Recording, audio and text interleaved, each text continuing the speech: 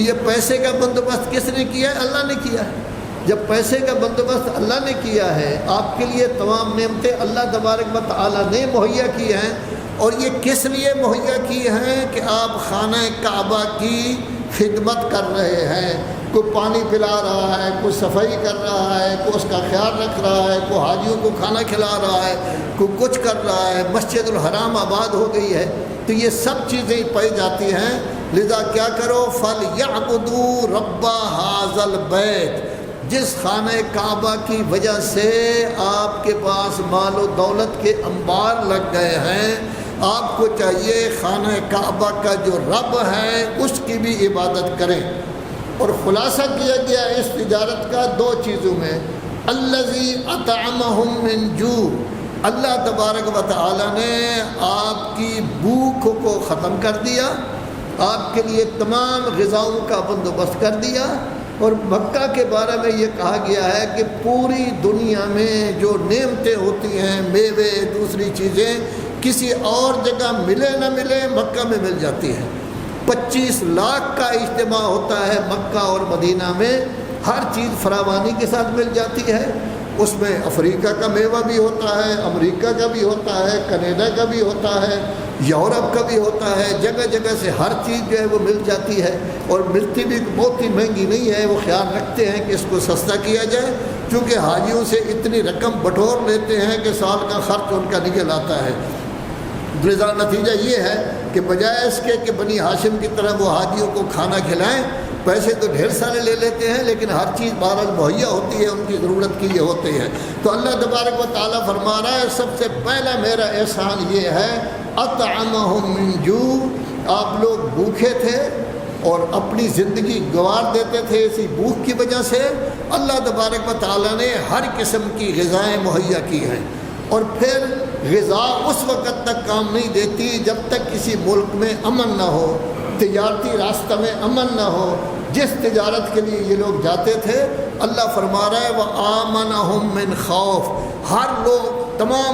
تمام ملک آپ کی عزت کرتے تھے، حتیٰ روم والے بھی عزت کرتے تھے، ان کے ساتھ بھی بات چیت ہوئی تھی، حالانکہ اس وقت سپر طاقت تھی کہ یہ خانہ کعبہ کے متولی جب وہاں آئیں تجارت وغیرہ کرنے کے لیے، تجارت میں کسی کا پیسہ ہوتا تھا، کوئی ایجنٹ بن کر جاتا تھا، کوئی کمیشن ایجنٹ، ہزاروں لوگ جاتے تھے، بہت بڑے قافلے ہوتے تھے، وہ جا کے تجارت کے لیے جاتے، 3 4 مہینے صرف ہو جاتے اور ڈھیر سارے پیسے کما کر لے آتے۔ اور جس وقت تجارت کا کوئی قافلہ مکہ کے نہیں، مدینہ کے نزدیک آتا، جو کہ مدنی آیت ہے، مدینہ کے نزدیک آتا، تو جیسے یہ نہیں مداری لوگ ڈگڈگی بجاتے ہیں، تو اس میں نوجوان لڑکے والے یہ سب اکٹھے ہو جاتے ہیں کہ اب کوئی مداری ہے، کوئی نہ کوئی چیز دکھائے گا، ڈگڈگی بجاتے کے بات کہتے تھے قافلہ آ گیا ہے جی، جس نے کوئی مال خرید کرنا ہے تو خرید کرے۔ چنانچہ سورہ جمعہ آپ پڑھتے ہیں، سورہ منافقون بھی آپ پڑھتے ہیں، سورہ جمعہ میں ہے کہ جس وقت ان کو پتہ چلتا تھا، آخری 2 آیتوں میں ہے، پتہ چلتا تھا تجارت کا قافلہ آیا ہے، سب کے سب دوڑ جاتے تھے، اور رسول اللہ 2 4 آدمیوں کے ساتھ نماز جمعہ پڑھتے تھے، وغیرہ سب حضرات جو ہے وہ قافلے کے لیے چلے جاتے تھے۔ کیوں؟ ابتدا میں جب خرید کر لیں گے تو سستی ملے گی، جب زیادہ دیر ہو جائے گی تو پھر یہ چیز مہنگی ملے گی۔ وَإِذَا رَأَوْا تِجَارَةً اور لَهْوًا انفضوا مِنْ حَوْلِكَ، جس وقت وہ تجارتی قافلہ دیکھتے، یہ ڈگڈگی والا کو لہو و لعب میں مشغول ہوتا، کھیل تماشا میں، انفضوا من حولک، وہ دوڑ چلے جاتے تھے۔ تو بہرحال یہ تھے، نتیجہ یہ ہے کہ اللہ تبارک و تعالیٰ نے ان کو کھانا بھی دیا، غذا کی نعمتیں بھی دی، اور اللہ تبارک و تعالیٰ نے امن بھی ایسا پیدا کیا کہ یہ تجارتی قافلے جہاں بھی جاتے تھے لوگ ان کا باقاعدہ خیال کیا کرتے تھے۔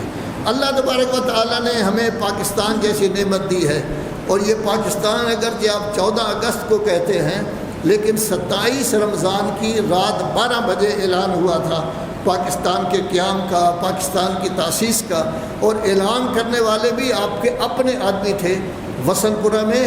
ہم گئے، چونکہ سن 60 سے سن 71 تک وسن پورہ میں ہم رہے ہیں، علامہ حائری صاحب کا مکان تھا، تو مسجد سے جب آتے تو گلی کی پہلی نکر پر جو ہے مصطفیٰ علی حمدانی رہتے تھے، ان کا پورا خاندان رہتا تھا۔ یہ مصطفیٰ علی حمدانی وہ تھے جنہوں نے پاکستان کی تاسیس کا باقاعدہ پہلے اعلان کیا تھا۔ تو پاکستان بنانے والے کون تھے؟ محمد علی جناح، ان کی بہن فاطمہ جناح تھی، راجہ محمود آباد، اور بھی بہت سارے لوگ تھے۔ لیکن یہ وہ لوگ ایسے ہیں جنہوں نے اپنا سارا مال قائد اعظم محمد علی جناح نے مدرسۃ الاسلام کو دے دیا تھا،